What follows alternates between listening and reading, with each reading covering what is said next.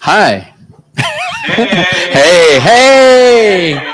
Good evening. I'm David Magdale, and I am one of the co-directors for the Los Angeles Asian Pacific Film Festival, and also a founder of Open Your Eyes and Think MF, which is a platform for BIPOC filmmakers to show their films on. And I am so happy to be here for the world premiere of Americanish. Yay! Honk your horns if you hear me. Oh, sounds great. But we're here with the Q&A, and I want to introduce to you the director, the writers.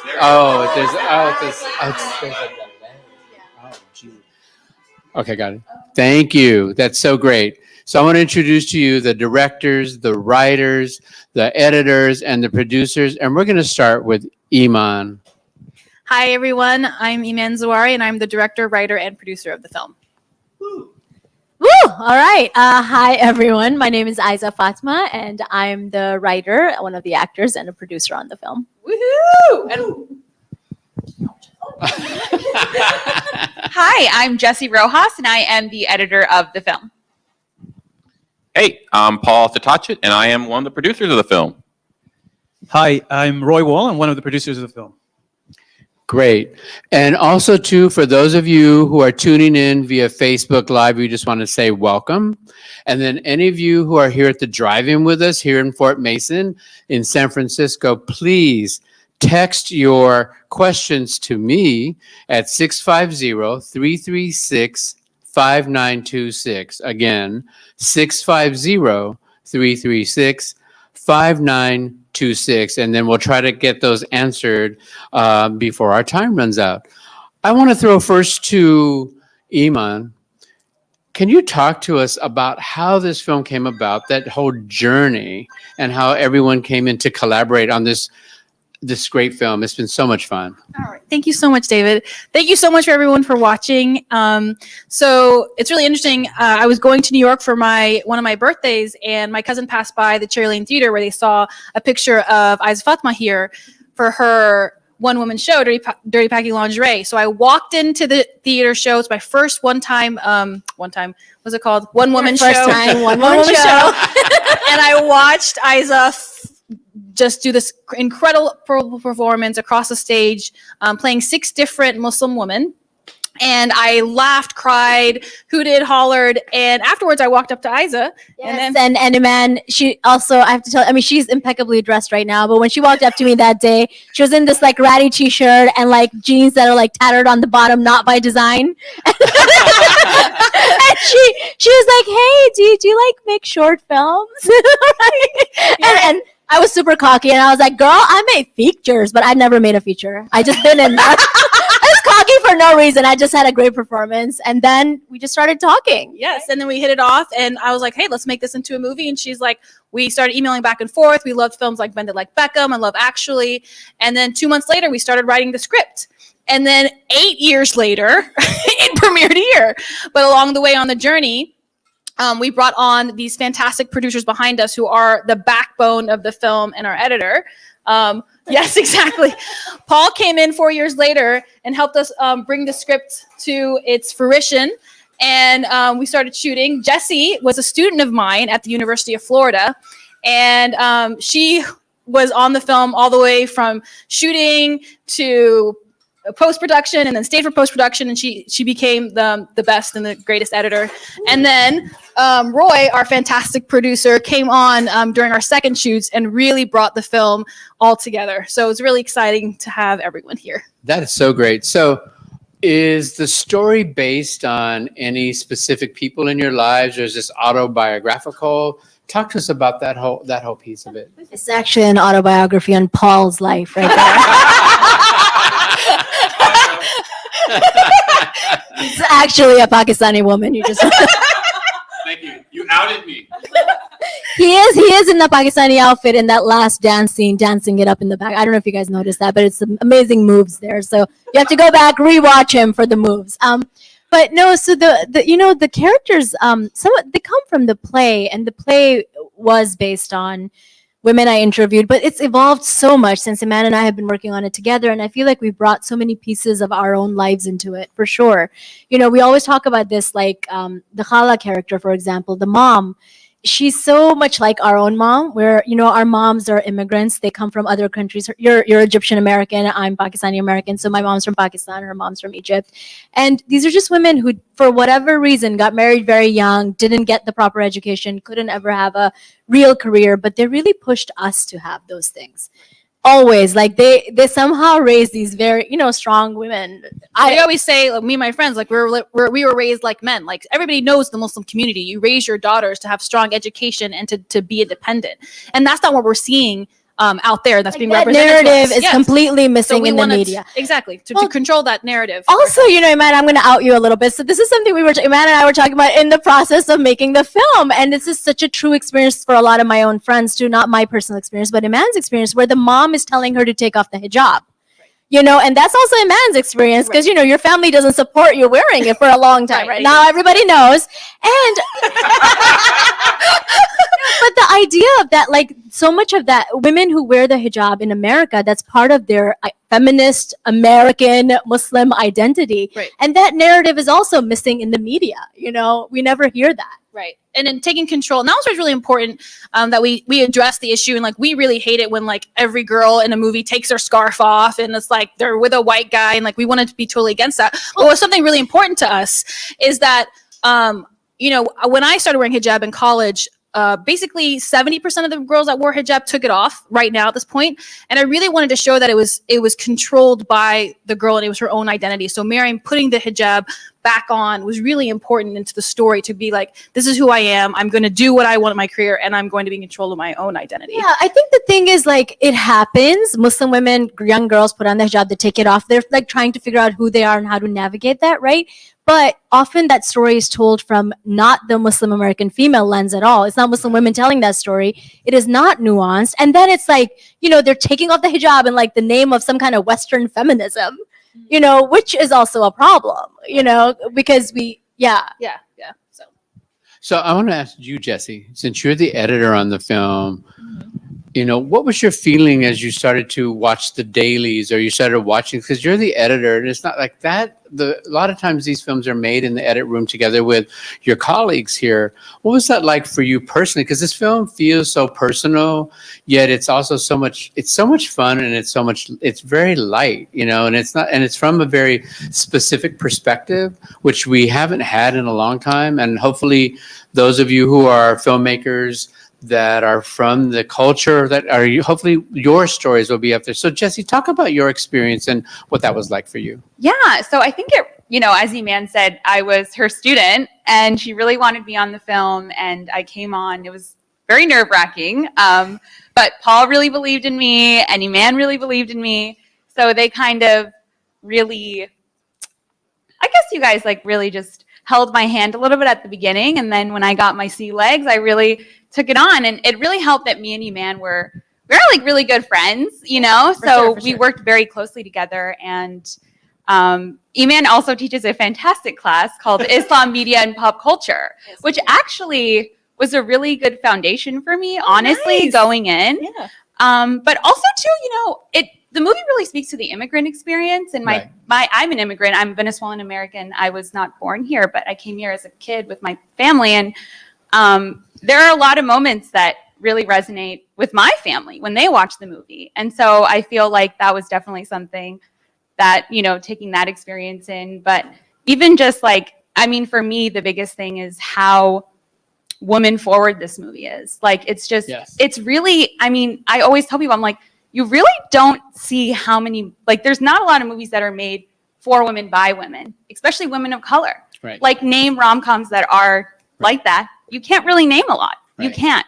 So I think that's also, you know, identify very strongly as a feminist. So that's something that was really important to me also. Well, you know, you just said like you strongly, you know, relate to, you know, films that are like feminist. I don't know, because I'm not a woman, but I'm just like, it didn't feel like this feminist you know, that it was very much, oh, it's feminist. It was like, there was a very, and I'm not believing the film when I say there was a lightness to it, but it was funny and it was comedy, yet there were so many layers of important moments and important, statements that you wanted to get across. So I think that was a big struggle for us because Iman was very clear from the beginning. Like she was like, I don't want this to be like in your face with any of it. So there are layers of feminism, there are layers of sexism, there's layers of racism.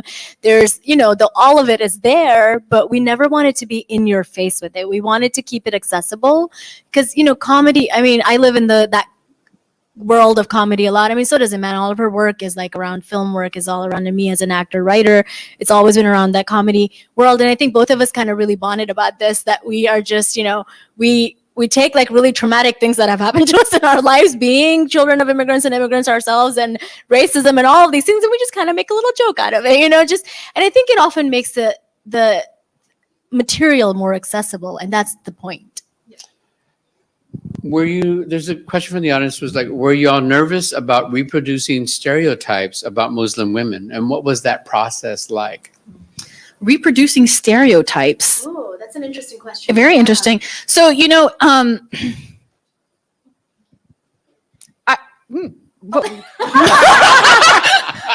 us what these stereotypes are. I'm wondering if you're talking about more stereotypes of the racism within the culture.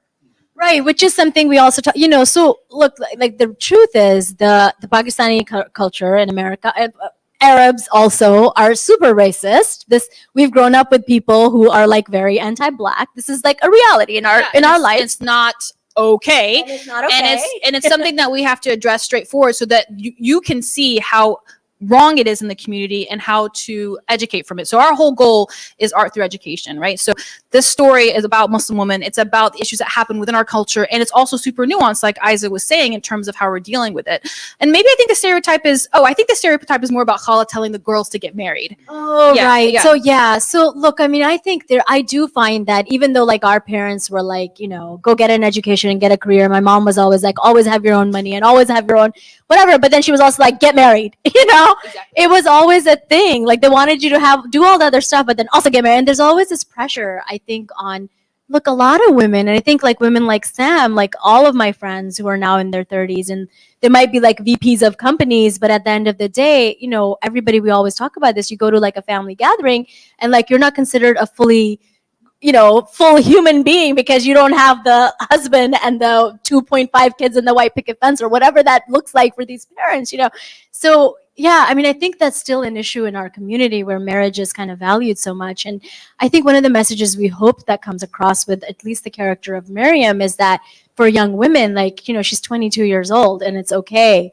to not want to get married. And it's okay to go out there and have a career and get an education first and figure out who you want to be before you're ready to be with someone. Yeah. And also, everybody in the film is based off of a real character. Mm-hmm. So it was not based off a stereotype at all. The Khala is a real Khala. That was really an auntie. That's really a matchmaker. All these people that Isa had researched and talked to, they're based off of real people. And we talk about it a lot in the writing process, being firsts is very challenging because you're trying to represent an entire community, but we really want to tell our story and the story that we know of Muslim women. So we did talk about this a lot. And that question is like, because we feel a huge responsibility, like, okay, is it okay to show this? Is it not okay to show this? And in the day, we wanted to tell this really strong story of sisterhood and a family in this culture. And for the producers, so you guys got involved at what point and what moved you guys to like get involved? So basically, was it 4 years ago, man? Mm-hmm. 4 years ago, Iman gave me a call and said, "Hey, I need you to do some stuff for me." And I'm going, like, what? And he goes, "Well, I need you to help me with this movie." And I go, "No, thank you." No, it wasn't that. Like, ultimately, like, it was this idea of like, oh, I am neither, as Isa says, Pakistani or a woman or Muslim. So, like, what am I going to contribute to this? But like, like Iman and I went to film school together.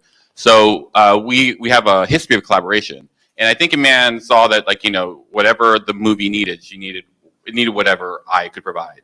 And that was, Well, and also Paul's being very modest. Iman and Paul worked on a movie together that won an Emmy Award, by the way, and it was a Princess Grace Award recipient, along with Iman's other shorts and stuff. So yes, and Paul in his own right is an amazing filmmaker as well. So, we were so lucky to have him. Yeah. And with that, like, thank you, Isa. And with that, like, it was really easy to help.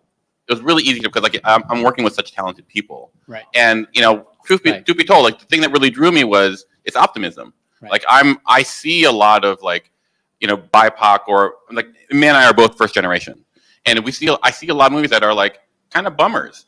Yeah. And I really enjoy watching Iman's voice in that it's always optimistic. It's always about, we can move together, and and there's this inclusion that's always in there, and how can you not be a part of that? Right. That's so. The way I describe it is, I'm basically spackle to. Yeah, sure. Yeah, just to add to that too, I think it's so important also just to see like immigrants with joy, like, and women just being joyful, and I feel like we don't see enough of that. Everyone just wants to see like kind of a suffer story, and it's like, there's joy in these moments too. It's hard adjusting and transitioning and going to a new place, but there are good moments. Yeah. So Absolutely. And just to add, I think I got involved maybe 3 years ago. Now I can't remember. I was the last one to join the team. Mine was a little different. It came through another friend of a friend. It was during production. I think it was the second time you guys were going to camera, which after that, I think we went third, fourth, and fifth, and sixth. A few times, I believe. Only in your mind, because it was so traumatic. And we've been through a really long editorial process, which has been amazing. But the main thing for me is, I'm a third culture kid. I'm also a serial immigrant. So when I saw the script, when I saw Iman and Isa, I was really inspired, just as a filmmaker, to see two women really pushing for an accessible, unifying project that's bridging many communities. There are several scenes in the film that actually talks about very different perspectives and creating opportunities of educational experiences, I think. And I got involved and I couldn't get away from it. I tried several times. You did try. Roy Gillen called He tried to break up with us a few times. We didn't let him. But Yes, and I wouldn't accept it. It was so funny. no, but I really loved it, and it's been a great experience. And I'm really grateful that our world premiere is at CAAMFest. They've embraced us. We're in San Francisco. This is huge, and just seeing all the festivals in the world, seeing a rom-com like this, a first of its kind. I hope many festivals will also screen it, which it deserves to be screened. It's the kind of film I believe as a producer, just pushing this also a little bit as an advertising, but it's the kind of a film that is not being seen in festivals as well. So I think this is a great opportunity for curators to take a new stance on curation of new kinds of stories as well. So No, I agree with you. And I love that all these people showed up today here at the drive-in. So I want to hear you guys honk your horns again so we know that you're out there, because it's so amazing that you guys joined us today, here like in the early evening. So thank you so much for being here. Thank you, guys. Woo! Thank Thank you. you. Yes. Also, I know we still have more questions, but I do want to have a huge shout out to Islamic Scholarship Fund is so GOAT. I can't even tell you. What's really amazing about this experience is they were my first funders in film school. I was one of the first hijabi Muslim filmmakers, and I didn't have anybody supporting me, and they were the only ones, including I love you, my family members and everything. They were supportive and everything, but part of the community, it's just having the Muslim community support. And then afterwards creating the first American Muslim Film Grant. And then now today, my first feature that they're supporting me at ISF is the best and most supportive. But I have to be honest, sometimes it's really hard to get support from our own families, which has been let's be honest about it, right? They support us now after it's They support us now after we've had some little success. We love them, of course. No, but it's tough, guys, because it's not a very traditional path. We're not becoming doctors or lawyers where there's a clear trajectory of how you're going to be successful, right? It's a very risky kind of a path. So right, and I feel like my job as the director of the film grant and just in general as a filmmaker is talking to future filmmakers from our communities about what do I tell my parents. I've had so many conversations about that, and please reach out to me. I'll talk to them more about it. But yes, let's go back to questions. So there's a really interesting question that came from the 650 number. I was very entertained by the movie. That notwithstanding, I cringed when Miriam removed her hijab for Shahid. I'm curious, why did you, the director, find that necessary for the plot of the movie? Well, you know what? Can I just say, like, I hope that it doesn't come across as that she's removing it for her, because there are a lot of, for him, she's removing the hijab for him because there's a lot of clues there, right? So first of all, her own family's against it. Her sister says in the first conversation we see the two sisters, she's like, take it off. Her mom tells her to take it off. The random guy who like throws the can at her is telling her to move out of his country and like go somewhere else because she doesn't belong there. So the world is telling her to take it off. So and in the end, to me, it's not that she took it off for him, but the fact that he chooses to go for a girl who takes it after she takes it off says more about his character than it does about hers. Right. So it was more about, and I agree, like I cringe about that too. Like we were addressing before, is like that was something that we really didn't want to address. But what we wanted to show, and I see this with a lot of the test screenings and people watching, is like they show like she's a kid, she's having issues in general with her identity. She's trying to find herself, and she felt like a fish out of water constantly, and it definitely was not for a guy. I know it's really hard to see that, but it was not for a guy. So, and again, I had so many friends with that same concern. So I wanted to show the layers of what it is to be a hijabi woman, and to know that like, at the end, she puts it back on and she goes to Harvard, and she is taking control of herself. I love that. What does the title Americanish mean today? And is it different than what it meant to you initially when you embarked on this film? Yes, that is a fantastic question. Thank you for asking that question. They're all fantastic questions. So, Producer. Americanish, it's kind of like an homage to Blackish, which Blackish, we think that ish means like kind of, but actually Blackish means an array of Black people. And so Americanish also means an array of Americans. And when you see this, you're seeing that there's an array of American people and a Muslim woman. And to show this, because there's not American Muslim films. And like Roy was saying, there's not American Muslim films supported in festivals and on screen. And thank you so much, Cam. Can I just say, unless they're getting stoned? Yes. Victimization. Yeah, So- the victim porn of like Muslim women, I think, is what we see. And it's so hard. So like to get the American Muslim story, because everyone sees Muslims as foreign. And it's something that I've been fighting against my 15 years of being a filmmaker and an artist. And so I really wanted to show that, we are American. This is an American Muslim story. We just had a review, right, Roy, that said that this is a quintessential American story. And that just meant the entire world to me, because that's what it is. And that's why the film title was really important to us. So what was the most exciting part of this 8-year experience for you? For me, Iman? Yeah. I'm talking For about. you, Iman. The most exciting thing, of course, definitely is probably this drive-in. This is the most exciting thing ever, for sure. But also being able to work with my family here. Like, I love the fact, and it's not even on purpose, but I'm Egyptian American, Isa's Pakistani American, she's Venezuelan American, he's Thai American, he's Turkish and Argentinian. It's amazing how, again, going back to America being the melting pot, and then we're all from different cultures to bring everything together. That's really kind of what my favorite part is. And then also just showing that we are American Muslim women and we have agency over our own lives. Wow. That was really heavy. And you just like, woo, okay. In a light way, David. So- Layer it with lightness. So someone in the audience also wrote, I loved it. We want more films. There you go. Hey! Wow.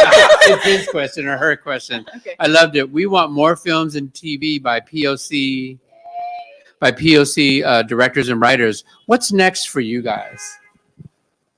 Ooh, well, I would love to. I mean, Iman and I are working on more stuff together, another feature film as well. But I am really excited about a pilot idea that I would love to get out into the world, which is about the NYPD spying on Muslims. And it's a very dark comedy. It's set in New York. I mean, I'm really excited to do more TV, because I think, honestly, film, takes 8 years.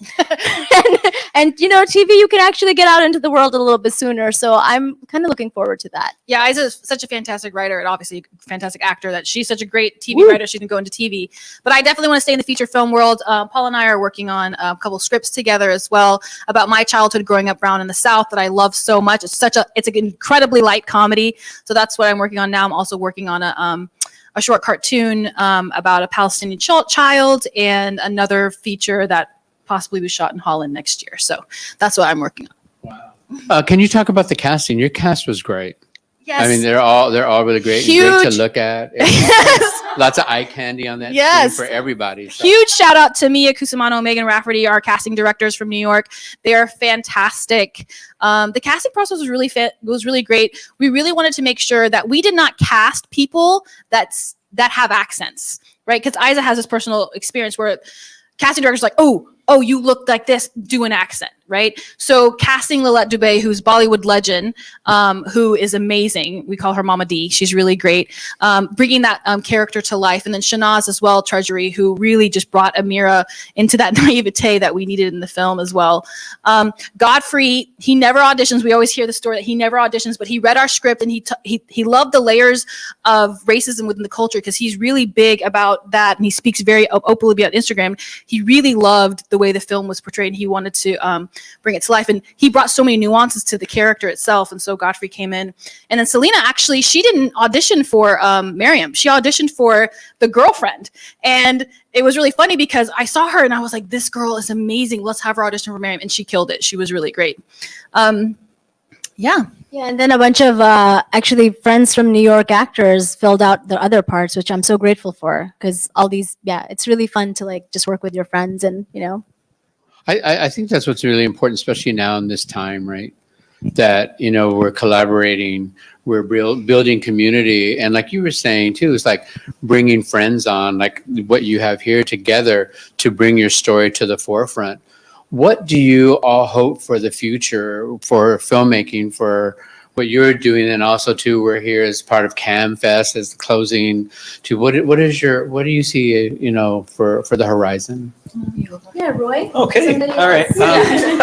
Well, no doubt, you know, I think, I mean, not to make it too heavy, but I believe personally now we're getting to a new phase where we're getting out of our own silos of experiences. You know, we're getting out of those experiences where hopefully we can reach people outside of our communities. And intersectionality, I think, is the most important part of this experience, I think, both behind the camera, as you can see here, you know, which I'm proud of being a part of this team, but also in front of the camera. So I think as we proceed, I hope that both audiences and as well as filmmakers can have more of an intersectional experience and share each other's story and elevate each other. So, which is, I think it's now we're in a new phase in America where that's actually happening. You know? Yeah, I agree. I think there are a lot more. And that's the other thing too, for any up and coming or emerging filmmakers, this is the time. Please put your stories together, tell your stories. I mean, a film like Americanish can actually get done. And speaking of which, how was, if you don't mind me asking, financing for this? That must have been, how was that difficult? Was it easy? Extremely difficult. Okay. It's like pulling teeth, but we had made a decision, Isa and I, before anybody came on, that we wanted it to be funded by Muslim Americans and Muslims from the West. And it was very, very challenging, but we are proud to say that this film is 100% funded by Muslims from the West. And that is something that we're really, really proud of, that we were able to do. So thank you so much to our investors for funding it. I hope you're proud. Yeah. This is a great question. How did the mother agree to marrying the niece with the black man without reconciling with her family in Lahore? Yeah, That's a good Heavy question. Heavy question. That's deep. That's a great question. You know, so we have like pages and pages of we've written on Amira's backstory, which is, and again, based on like really very much real things, like, you know, her father has lost his job. She mentions this, like it happens.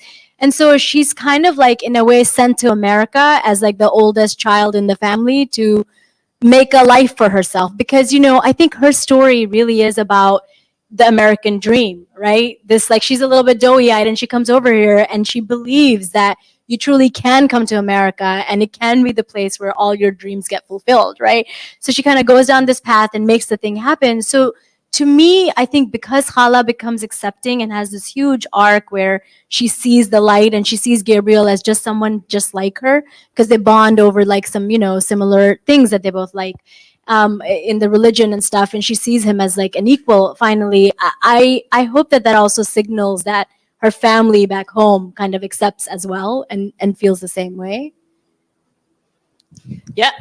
We hope. Because that was a very interesting layer that you added there, because it's so real. You know, there's a lot of those experiences that go outside of the culture because you're in, you know, this melting pot of America, right? And so it was so great to see that as part of that too. This question keeps coming up.